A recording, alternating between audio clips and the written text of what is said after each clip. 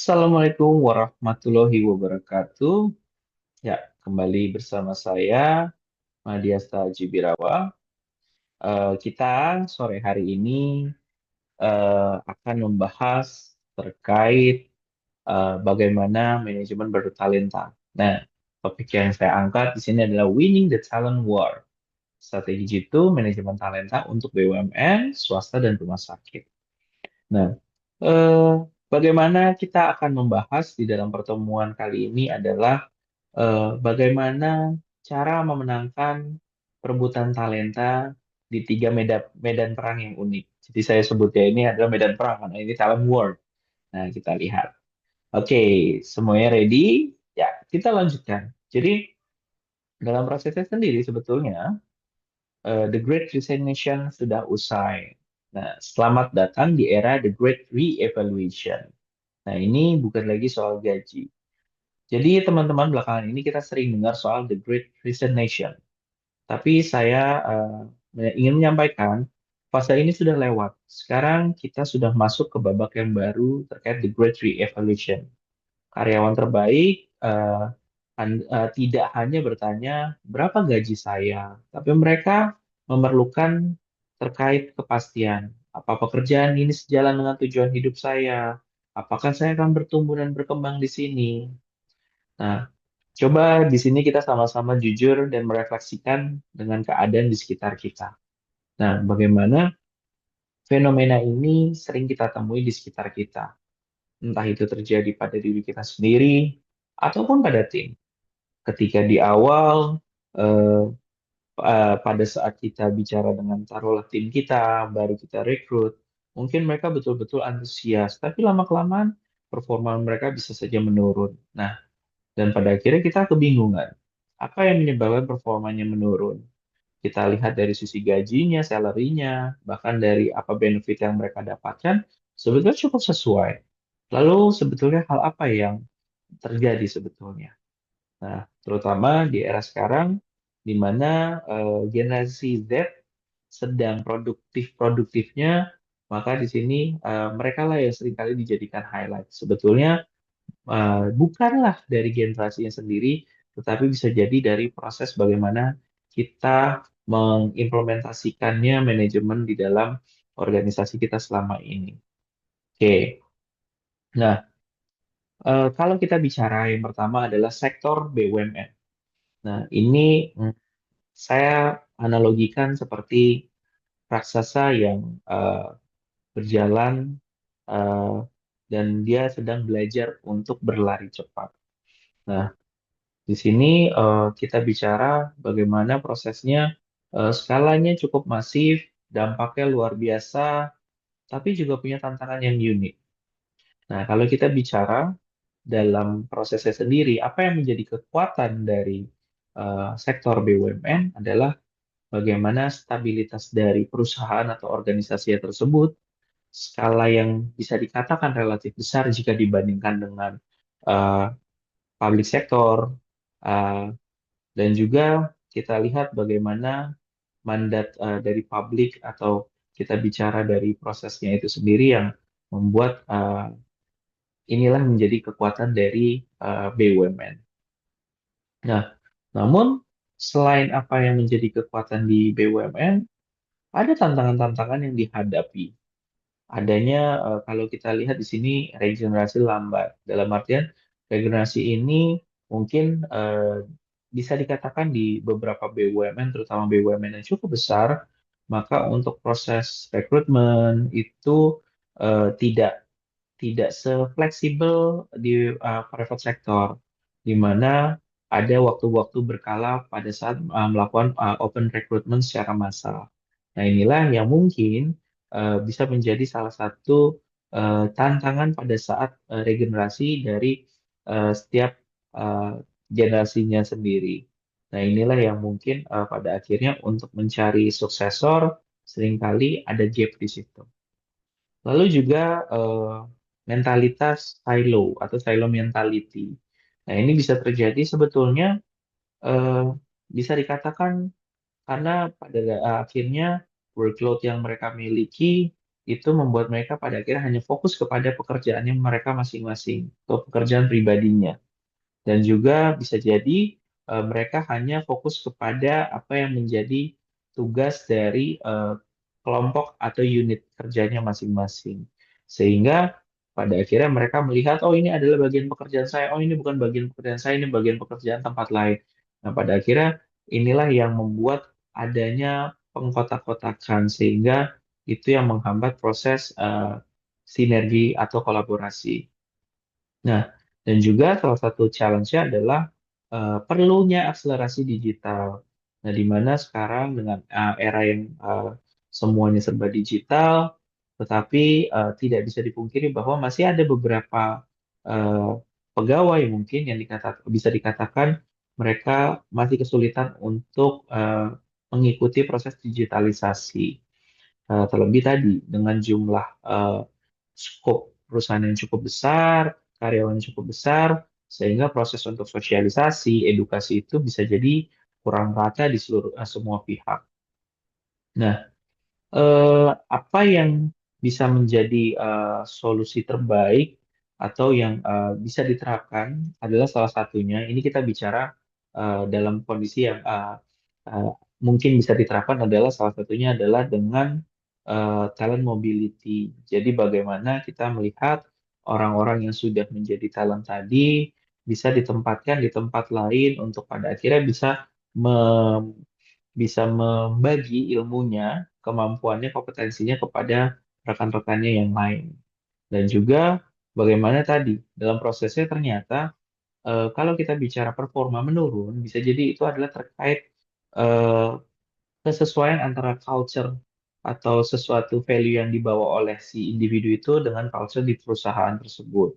Bagaimana untuk menyamakan hal tersebut, maka bisa jadi implementasi akhlak ini menjadi salah satu solusi atau penguat.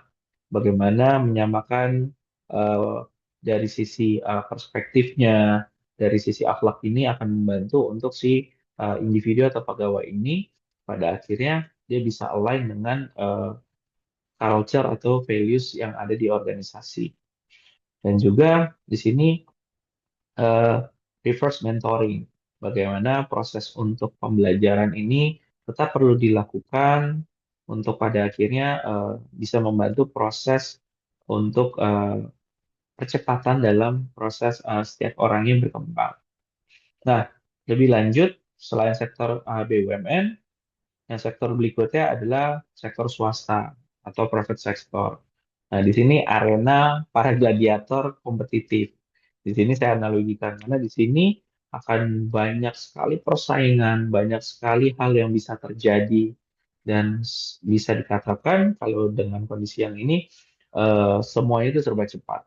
Nah, di sini kalau kita bicara apa yang jadi kekuatan dari sektor swasta sendiri adalah perlunya kecepatan dan juga dibutuhkan inovasi. Lalu juga pada akhirnya adalah fokusnya adalah bagaimana profit driven, bagaimana ini bisa berdampak kepada bisnis dari organisasi. Ini adalah kekuatan atau kata kunci dari sektor swasta. Nah, di sini yang menjadi tantangan adalah bagaimana eh, dari sisi talent war-nya adalah saling hijack.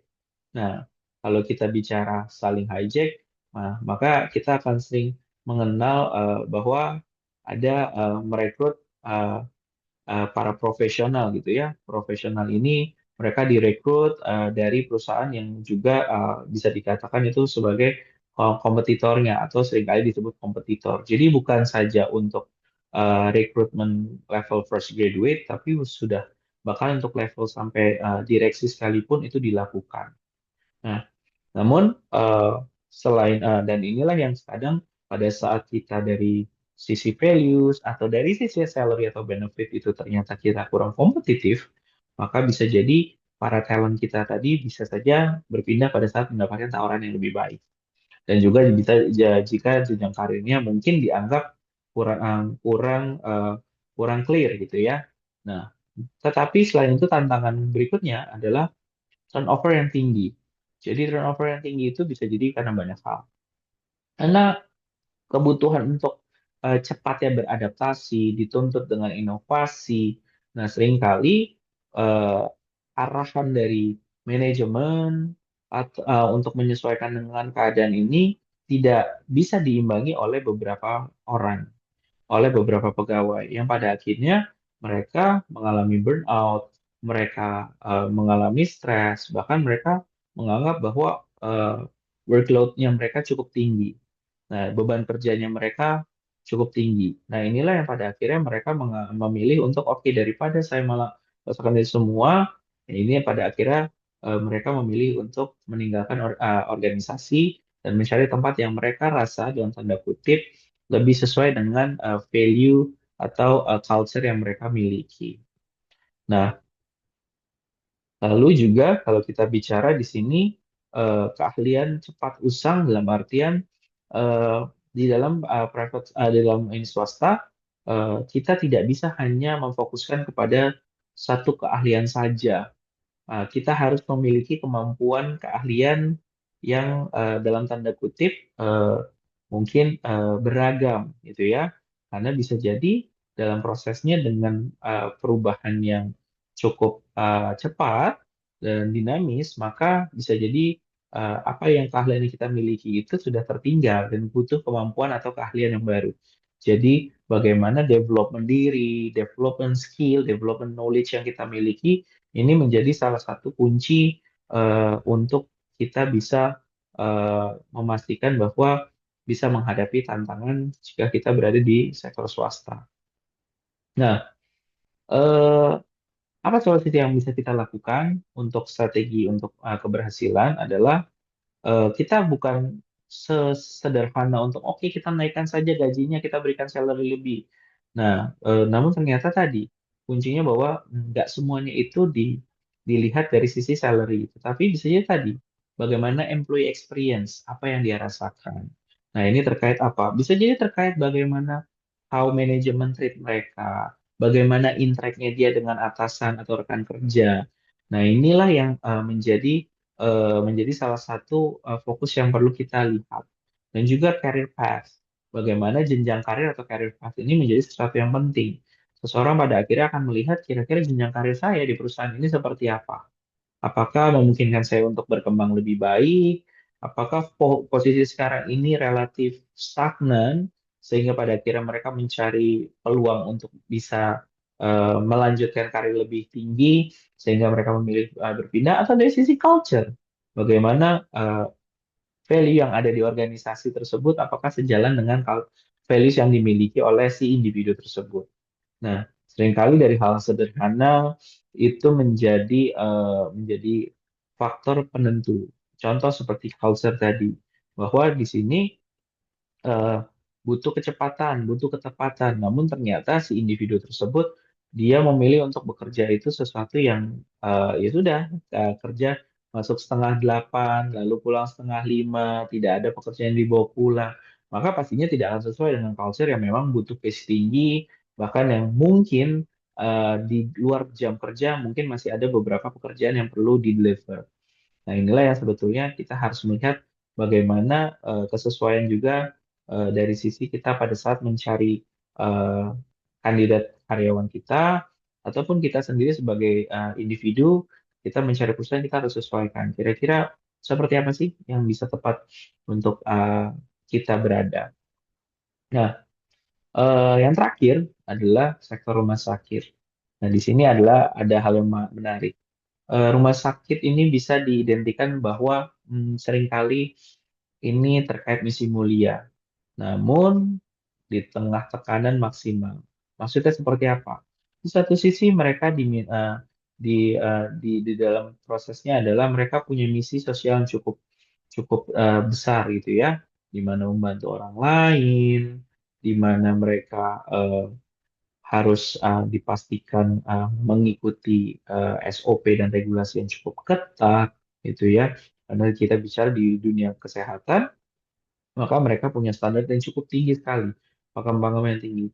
Namun dengan pressure yang cukup tinggi juga, maka di sini kita bisa katakan bahwa eh, ada kemungkinan besar malah adalah tingkat stres yang cukup tinggi atau intens.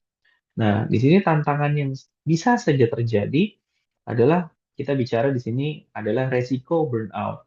Ini tadi dengan model kerja yang mungkin tadi ya, apalagi kalau kita bicara rumah sakit yang sifatnya pemerintah yang melayani BPJS, bisa jadi tadi untuk pace-nya pasti akan lebih tinggi intens di IGD-nya atau di rumah sakit besar. Nah, ini yang burnout ini bisa dialami, apalagi kalau ternyata eh, para tenaga profesional itu terbatas, maka sangat dimungkinkan mereka akan kelelahan dan akhirnya mengalami burnout. Nah, disinilah juga tadi kelangkaan spesialis bisa jadi tadi secara expertise eh, mungkin terbatas SDM-nya, sedangkan tingkat pasien itu terus bertambah, terutama tadi kalau kita bicara di kota-kota besar, di daerah-daerah tertentu yang memang cukup padat gitu ya penduduknya. Nah, ini pasti akan berpengaruh bagaimana penanganannya. Nah, karir non klinis terabaikan. Nah, ini maksudnya dalam artian eh, seringkali fokusnya adalah bagaimana jenjang karir yang untuk yang non tenaga kesehatan ini itu dianggap sebagai pekerjaan yang sudah tidak jenjang karirnya itu relatif stagnan. Padahal sebetulnya jenjang karir yang non klinis sekalipun itu sangat dimungkinkan untuk mungkin bisa masuk ke dalam jabatan struktural ataupun fungsional yang memang sudah ekspertisnya di bidang-bidang tertentu. Nah, inilah yang sebetulnya menjadi tantangan. Nah, kalau kita bicara di rumah sakit, hal-hal yang bisa dilakukan untuk eh, menjaga supaya prosesnya ini bisa lebih ideal adalah mungkin bisa dilakukan dengan program well-being. Bagaimana kita bisa melihat atau mendengarkan dari sudut pandang karyawan atau pegawai, diadakan session untuk group discussion, untuk mereka sharing knowledge, sharing kondisi yang mereka alami, sehingga mereka nanti bisa saling backup. Lalu succession planning, di mana succession planning ini tidak hanya terkait tenaga-tenaga yang memang klinis, baik itu yang tenaga kesehatan ataupun yang fungsional pun semuanya betul-betul dipersiapkan. Sehingga mereka pun memahami bahwa mereka memiliki jenjang karir yang relatif tidak stagnan di eh, organisasi atau di rumah sakit itu. Nah, pelatihan soft skill, nah ini pelatihan yang cukup penting. Bisa jadi tadi tantangannya adalah mereka sudah expert sebagai tenaga kesehatan. Nah, namun sebagai tenaga kesehatan, selain kompetensi dalam hal teknis tersebut, dibutuhkan juga kemampuan soft skill, semisal bagaimana cara komunikasi yang komunikasi yang baik, sehingga penerimaan dari pasien atau keluarga pasien akan lebih baik, atau bagaimana treatment yang memang betul-betul humanis. Dan inilah sebetulnya pelatihan-pelatihan yang bisa dilakukan. Untuk apa? Untuk meningkatkan kualitas dari pelayanan dan pada akhirnya akan memberikan kepuasan pada pelanggan. Nah, kalau kita bicara apa yang menjadi irisan dari BUMN swasta dan rumah sakit adalah yang pertama adalah eh, perlunya data untuk mengambil keputusan. Jadi ini pasti dirasakan bahwa eh, sekarang sudah dibutuhkan bukan hanya sekedar rasa atau kayaknya atau based on dari eh, kedekatan dalam artian di sini kadang kita sebagai atasan kita hanya melihat oke saya tahu dia bekerjanya bagus excellent. Namun bisa jadi sebetulnya ada orang lain yang pekerjaannya juga sama bagusnya namun kita yang tidak paham. Tetapi karena kita hanya sering berinteraksinya atau intensnya dengan si yang A tadi, maka si A inilah yang mungkin seringkali lebih dapat pengembangan lebih optimal. Nah, jadi ini untuk mengantisipasi agar kita bisa memperlakukan sama atau rata. Nah, sulit melakukan personalisasi skala besar. Nah, tadi kembali lagi pada saat development, bisa jadi tadi, eh, kalau kita pakai contoh tenaga kesehatan, nah, ada kompetensi soft skill terkait customer service, ternyata mengalami gap. Nah, seringkali kita fokusnya adalah bagaimana diberikan pelatihan service excellent. Namun, bagaimana pertanyaan kalau itu sudah dilakukan, dan ternyata dia mengikuti pelatihan dan nilainya cukup excellent. Nah, akhirnya di situ ada kebingungan Nah, ternyata kita bisa lihat secara personalisasi. Mungkin bagaimana cara dia untuk memenuhi customer service ya tadi, bukan dengan dia menggunakan hati untuk bagaimana melayani orang lain. Bisa jadi yang dia lakukan adalah dengan cara dia menggunakan data, basis data, bagaimana dia melakukan analisa untuk pada akhirnya solve masalah. Yang pada akhirnya di situ sama. Pada akhirnya ujungnya adalah bagaimana memenuhi customer service tersebut. Dan yang terakhir terkait ingin memprediksi bukan hanya bereaksi. Jadi eh, kalau kita melihat bahwa untuk talent management ini berarti kan kita butuh proyeksi di masa mendatang, prediksi, prediktor. Maka kita memerlukan data yang bisa mendukung memproyeksikan kira-kira di masa mendatang seperti apa si orang-orang tersebut. Nah, inilah yang sebetulnya tiga hal yang dibutuhkan. Nah, kalau kita bicara salah satu dari eh, solusi yang bisa kita lakukan eh, adalah jawabannya AI is the new normal. Nah, semuanya sekarang sudah menggunakan AI. Apa-apa artificial intelligence, bahkan bukan cuma di organisasi, di perusahaan, bahkan di ranah akademik, pendidikan, ini juga digunakan. Nah, jadi dengan AI banyak hal yang bisa kita lakukan. Kita bisa banyak melakukan hal-hal yang sebetulnya hal positif. Ya, kita bisa tetap membatasi, memagari dari hal-hal yang mungkin dianggap mungkin tetap harus kita analisa sebagai kita sebagai pengguna, bukan hanya betul-betul kita menelan mentah-mentah dari apa yang sudah dianalisa oleh AI. Nah, kunci pertama adalah pastinya kita harus bermindset. Kita harus terbuka terkait perkembangan AI, karena pada akhirnya AI ini eh, bukan menggantikan manusia secara seutuhnya, tetapi akan menggantikan manusia yang tidak mengikuti perkembangan dari zaman atau teknologi. Nah, itulah kenapa kita harus terus mengupdate atau mengupdate skill kita atau knowledge kita. Nah, jadi, bagaimana kita melakukan rekrutmen secara prediktif? Bisa jadi nantinya kita menemukan kandidat yang cocok dengan culture di perusahaan kita. Kita tidak perlu lagi menggunakan CV, atau mungkin selain CV ada hal lain yang bisa kita gunakan sebagai apa namanya sebagai data tambahan untuk proses rekrutmen. Lalu yang kedua, prediksi turnover dan burnout.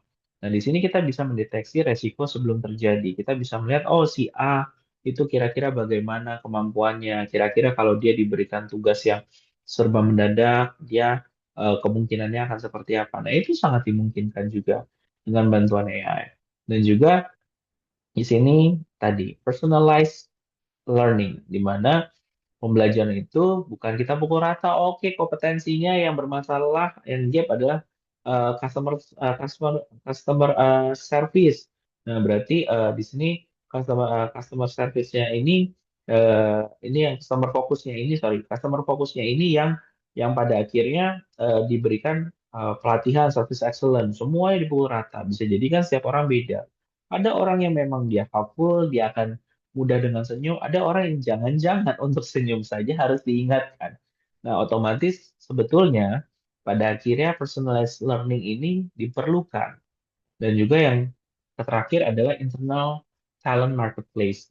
Nah, di sini menemukan talent sesungguhnya di dalam perusahaan Anda. Jadi, bisa jadi sebetulnya talent-talent itu sudah ada di perusahaan Anda, namun bisa jadi dia berada di divisi yang berbeda. Atau kalau kita bicara eh, di sini korporasi yang bentuknya grup, nah di sini bisa jadi mungkin dia ada di perusahaan yang berbeda. Nah, ini kan bisa dimungkinkan sekali. Kita mencari, kita bisa lintas antar perusahaan tadi untuk pada akhirnya kita melihat kira-kira siapa yang tepat untuk mengisi posisi yang sedang dibuka. Nah, di sini sebetulnya AI ini akan membantu kita untuk bisa menjadi lebih dalam tanda kutip superpower, di mana waktu, energi yang kita pakai bisa relatif dibuat lebih efektif dan efisien. Jadi disinilah si AI tetap dalam kontrol kita, tetap dalam prosesnya. Nah, salah satu saya sedikit spill dan mungkin tidak terlalu saya detailkan untuk di session ini adalah ada salah satu program adalah AI Talent Management. Nah, ini adalah bentuk dashboardnya. Nah, di sini kalau kita lihat bahwa ada untuk aplikasi di sini fiturnya adalah untuk bagaimana melihat kesesuaian dari sisi jobnya pekerjaan seseorang. Bagaimana dari sisi culture-nya kesesuaian seperti apa. Dan kita bisa melihat setiap individu itu dengan find by name seperti apa. Lalu kita juga bisa cari find by talent DNA di mana kita melihat, oke, dari talent DNA yang kita membutuhkan orang-orang dengan talent A, B, C, D, E. Nah, inilah yang akhirnya kita cari, kita akan bisa menemukan siapa saja yang memiliki talent tersebut secara spesifik. Bahkan kita bisa lakukan individual compare. Nah, seringkali ada konflik antara pegawai, tim atau tim kita, nah kita bisa tahu bagaimana sebetulnya potensinya pada saat kita tandemkan mereka. Bagaimana kemungkinan mereka bisa berkolaborasi kerjasamanya, bagaimana mereka ada kemungkinan potensi konflik, dan juga ada tim compare, di mana seringkali untuk level C level tim unit di bawahnya mungkin ada 2 sampai 3 atau bahkan 4. Nah, bagaimana ini melihat secara komparasi model tim yang A dan tim yang B, ini bagaimana dinamikanya pada saat mereka saling berinteraksi. Dan yang terakhir tim improvement, bagaimana kira-kira pengembangan yang tepat sesuai dengan talent yang mereka miliki. Nah, AI talent management ini semuanya berbasis dari talent DNA Live Tools yang nantinya kita bisa mendapatkan apa yang menjadi talent DNA setiap orang dan kita cocokkan kira-kira di job tersebut atau di values tersebut kira-kira dibutuhkan talent apa maka di-matchingkan dan kita akan akhirnya mendapatkan persentase siapa yang memiliki persentase tertinggi. Nah, ini yang dijadikan sebagai proyeksi prediktif di masa mendatang orang tersebut tingkat kesuksesannya atau tingkat kesesuaian. Oke, nggak kerasa waktu sudah berjalan hampir eh, berapa lama nih? Lebih dari 30 menit sepertinya. Saya izin tutup. Wassalamualaikum warahmatullahi wabarakatuh. Thank you, everybody.